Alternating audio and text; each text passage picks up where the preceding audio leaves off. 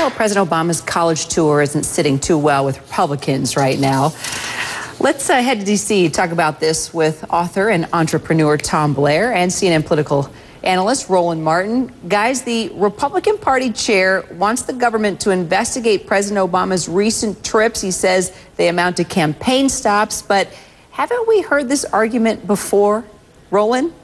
Yes, my goodness, please. I wish Reince Priebus and all of these Republicans who are whining about this will please stop being stuck on stupid. Seriously, this is what people can't stand. This is an absolute joke, okay? Every president, Democrat, Republican, this is what they do. I can remember in 1984 and 88, when Vice President George H.W. Bush was positioning himself to run for president, and President Reagan took him along various trips. There were photo ops. It was the same thing. So please, Reince, stop it. This is childish.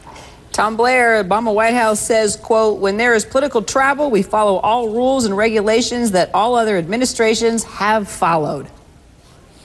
Well, the Republicans call it fraud, and I think Roland's absolutely right. It's jealousy. I would say, though, I think yesterday the White House perhaps pushed back inappropriately. They pushed back by saying the president needs to get out and chat with real Americans to see what their thoughts are about the course of the country.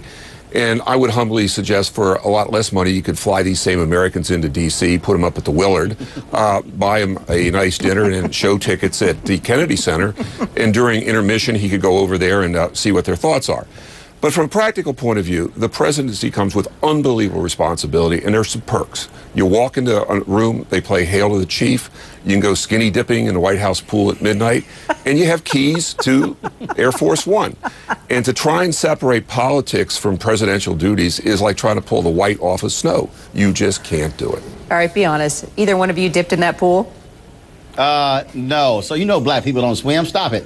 Oh, jeez, he had to go there. Let's move on to Mississippi, shall we? The Republican governor there, Phil Bryant, he just signed this tough anti-abortion bill. And he's taken a few shots, from the opponents. Let's take a listen to what he said to Tony Perkins of the Family Research Council. Even if you believe in abortion, the hypocrisy of the left that now tried to kill this bill that says that I should have never signed it. The true hypocrisy is that their one mission in life is to abort children. It's to kill children in the womb. Whew, okay, so if you're Mitt Romney and you're ready to appeal to the political center, how does this play out, what Phil Bryant said? Roland?